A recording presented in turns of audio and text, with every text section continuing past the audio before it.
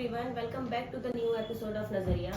तो नज़रिया में आज हम कुछ नई चीज़ें लेकर आए हैं और हम जैसे ये टाइम चल रहा है रमज़ान का, तो हम रमज़ान में फास्ट रखते हैं, रोज़े रखते हैं और इससे हमारी हेल्थ पर क्या बेनिफिट है और चीज़ें कैसे बेहतर हो सकती हैं और हमें अपना जो रूटीन है वो कैसे रखना चाहिए। तो इस बारे में हम सर से बात करते हैं और वो हमें बताते हैं कि आखिर रूटीन रमज़ान का कैसा होना चाहिए जो हमारे लिए बहुत ज़्यादा बेनिफिट हो। तो सर, हेलो सर। रमज़ान मुबारक आप सबको। आपको और रमज़ान के लिए कुरान शरीफ में सूरह बकरा में वर्स नंबर 185 में अल्लाह ने कहा कि ये रमज़ान का महीना तुम्हें गाइडेंस देने के लिए आ रहा है और इसमें चांद देखने के बाद से तुम्हें रोज़े रखने हैं 1 महीने के। और इसमें अगर कोई मुसाफिर हो या कोई बीमार हो तो उसके लिए वो बाद में रोज़ा रख सकता है, उसकी गिनती पूरी कर ले, ये है। और रोज़े में खाने पीने पर पाबंदी है, हलाल चीज़ें और कुछ हराम चीज़ें होती हैं इस्लाम में, तो अल्लाह ने बताई है क्या हराम है क्या हलाल है। लेकिन रोज़े में जो हलाल चीज़ें हैं उन्हें भी हराम किया गया है रोज़े के दरमियान खाने पीने और किसी चीज़ के यूज़ करने के लिए। तो रमज़ान जब आया तो रमज़ान का हमें फ़ायदा उठाना चाहिए। रमज़ान का फ़ायदा उठाना चाहिए का मतलब है कि हमारी इम्यूनिटी रमज़ान के बाद अच्छी हो जाए। रमज़ान से जो उसके पहले हमारे रूटीन ख़राब थे तो वो ठीक हो जाए। होता ये है कि रमज़ान के अलावा लोग दिन भर खाना खाते हैं, रात में सोते हैं, यही होना चाहिए। क्योंकि जब वो सूरज निकलता है उस वक्त से हमारा जो मैदा होता है, एपिटाइट होता है, वो काम करना अच्छा शुरू करता है। और जितनी देर तक सूरज रहता है शाम तक हमारा मैदा अच्छा काम करता रहता है, डाइजेशन सिस्टम अच्छा काम करता रहता है। डाइजेशन सिस्टम जब रात हो जाती है तो काम करना कम कर देता है। लेकिन यहाँ पर रमज़ान में उल्टा हो जाता है। रमज़ान में क्या होता है कि हमें दिन में नहीं खाना होता, रात में हम खाना खा सकते हैं, दिन में नहीं खाना होता। तो यही इसका रमज़ान का फ़र्क है और बाकी दिनों के बार से। तो हमें इसका फ़ायदा कैसे उठाना है, हमारा रूटीन कैसा होना चाहिए। क्योंकि रमज़ान शुरू होता है तो आम तौर से लोगों का हाजमा ख़राब होना शुरू हो जाता है, क्योंकि आम दिनों का रूटीन जो होता है वो रमज़ान में नहीं रह पाता, चेंज हो जाता है। तो उसको देखते हुए हम क्या कर सकते हैं। तो रमज़ान आम तौर से 3 पार्ट में बांटा जाता है, पहला अशरा, दूसरा अशरा और तीसरा अशरा। 10-10 दिनों का 3 अशरा होता है। पहले जो इनिशियल स्टेज होता है, तो इनिशियल एपेटाइजेशन में होता है कि ड्यूरिंग फर्स्ट 10 डेज जो अशरा, इंडिविजुअल में experience initial challenges such as hunger, भूख लगेगी, प्यास लगेगी, थकान होगी। ये एडजस्ट करने में पहला अशरा जाता है। और इसमें अब हाइड्रेशन इम्प्रूव करने की ज़रूरत होती है। इनिशियल चैलेंजेस को में जो हाइड्रेशन, पानी की कमी हो जाती है, उसे दूर करने की ज़रूरत होती है। तो पहला अशरा हमें एडजस्ट करने में गुजरता है। तो वो ठीक है, अगर कोई तकलीफ भी, परेशानी भी है तो पहले हफ्ते में हम उसे रूटीन में ले आएँ, कोई इसमें दिक्कत नहीं है। फिर दूसरा अशरा होता है 11 तारीख से 20 तारीख तक वो शुरू होता है, शुरू होकर ख़त्म होता है। उसमें हमारी मेंटल क्लैरिटी बढ़ती है बाय सेकेंड अशरा। तो मैंने people report increase mental clarity, कि अब वो मेंटल क्लैरिटी उसके अंदर आनी शुरू हो जाती है। हमने आपको एक एपिसोड में बताया भी था कि किस तरह से ब्रेन पूरे बॉडी को कंट्रोल करता है। फिर इसके बाद इसी अशरे में इंसुलिन सेंसिटिविटी भी बेटर हो जाती है कंटिन्यूड फास्टिंग से। इंसुलिन और ब्लड शुगर कंट्रोल, और इसमें ये होता है कि डायबिटीज़ का जो रिस्क होता है वो भी कम हो जाता है, सेकेंड अशरा। अब तीसरा जो अशरा है वो फाइनल अशरा 21 से शुरू होता है, 29 या 30 तक जो चलता है। इसमें डिटॉक्सिफाइड हो जाती है बॉडी। जो डिटॉक्स होता है, डिटॉक्सिफिकेशन जो है वो डीपर हो जाता है। जो लोग इसमें तीसरे अशरे में पहुंचते पहुंचते उनका जो वेस्ट प्रोडक्ट्स, मेटाबॉलिज्म, ये सब उसका ठीक होना शुरू हो जाता है, ठीक हो जाता है अगर ठीक से अगर हम रमजान में रोजे रहें तो। अब रोजे हम रखते हैं, 30 रोजे होते हैं।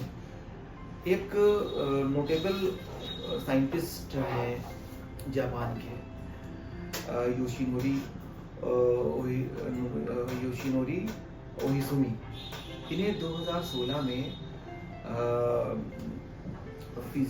फिजियोलॉजी और मेडिसिन में नोबेल प्राइज मिला था।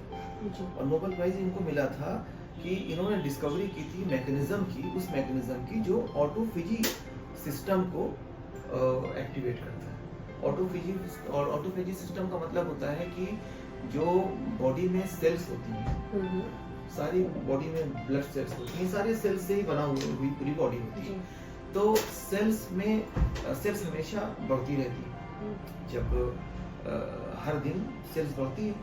अब ऑटोफेजी सिस्टम जब एक्टिवेट होता है बॉडी में, तो जो सेल्स होती हैं इनएक्टिव हो जाती हैं, जो सेल्स काम की नहीं होती हैं, उन्हें वो डीएक्टिवेट करता है। इस डीएक्टिवेट करने वाले सिस्टम को, मैकेनिज्म को कहते हैं ऑटोफेजी सिस्टम। इससे इन्होंने इजाद किया। ऑटोफेजी सिस्टम का मतलब ये हुआ कि इन्होंने जो मैकेनिज्म इजाद किया ऑटोफेजी को एक्टिवेट करने का, तो इन्होंने बताया कि हम अगर दिन भर में 12-14 घंटे लगातार भूखे और प्यासे रहते हैं, खासतौर से भूखे रहते हैं, तो जब बॉडी भूखी रहती है तो जो भी हमने खाया हजम होने के बाद भूखे रह रहे हैं, तो बॉडी में जो एक्यूमुलेटेड स्टफ्स हैं, जो कि वेस्ट आइटम्स हैं, जो डाइजेस्ट नहीं हो पा रहे हैं, कहीं ना कहीं एक्यूमुलेट हो गए हैं और वो बीमारियों को पैदा करते हैं। यहाँ तक कि कैंसर भी इसी तरह होता है। कैंसर की सेल्स जब होती हैं, जब वो अनकंट्रोल बढ़ना शुरू हो जाती है, हर सेल बढ़ती है तो कैंसर सेल और तेज बढ़ती है, वो बढ़ती जाती है। और जो ऑटोफेजी सिस्टम हमारे बॉडी का होता है, वो जब एक्टिवेट रहता है तो वो जो एक्सेसिव सेल्स होती हैं उसे वो इनएक्टिव करता जाता है, डिस्ट्रॉय करता जाता है।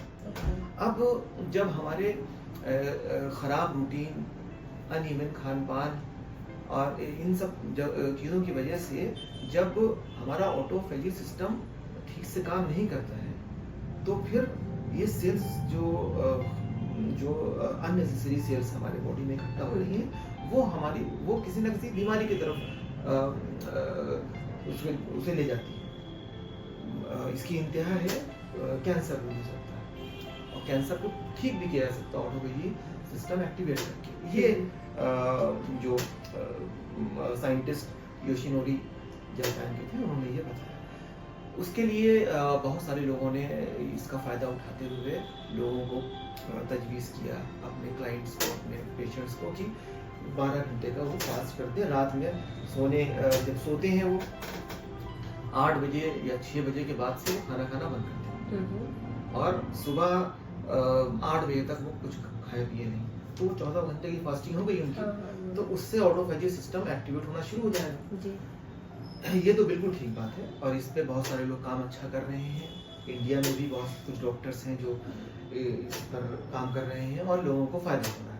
लेकिन अगर रमज़ान का हम इसमें फ़ायदा लेना चाहें, तो इस मैकेनिज्म के इफेक्टिवनेस को डबल किया जा सकता है।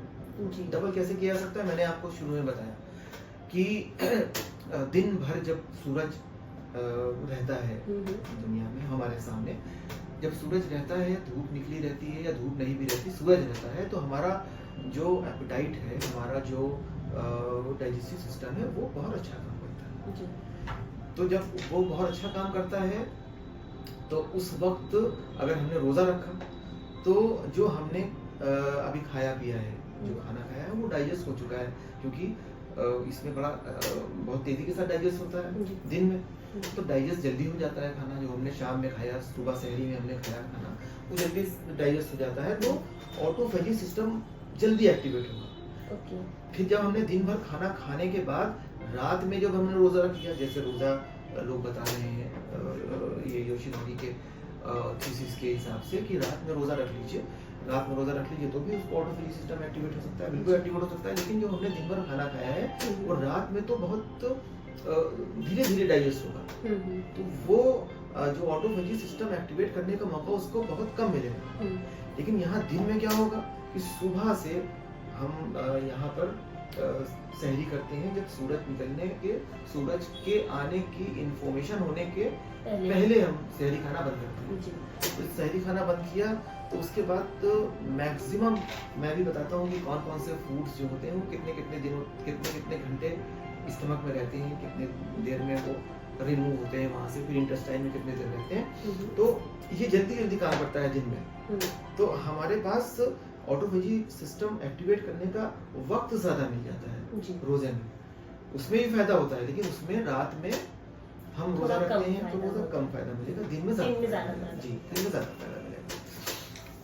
तो इसको समझने के लिए हमें ये समझना ज़रूरी है, रूटीन को समझने के लिए कि रमज़ान में क्या रूटीन लिया जाए जिससे कि ऑटोफेजी सिस्टम अच्छी तरह से मेंटेन हो सके और हमारी जो बहुत दिनों से बीमारियां इकट्ठा है बॉडी में, वेट इकट्ठा है बॉडी में, जो अननेसेसरी फूड स्टफ्स सड़े गली चीज़ें हमारे बॉडी में एक्यूमुलेटेड हैं, इकट्ठा हैं, उन्हें कैसे ठीक करें। इन सब को जानने के पहले हमें ये जानना ज़रूरी है कि कौन कौन से फूड्स स्टमक में कितनी देर रहते हैं और कंप्लीट डाइजेशन मतलब वो रिमूव होने तक, बॉडी से निकलने तक जो फूड स्टफ होता है वो कितनी देर रहता है।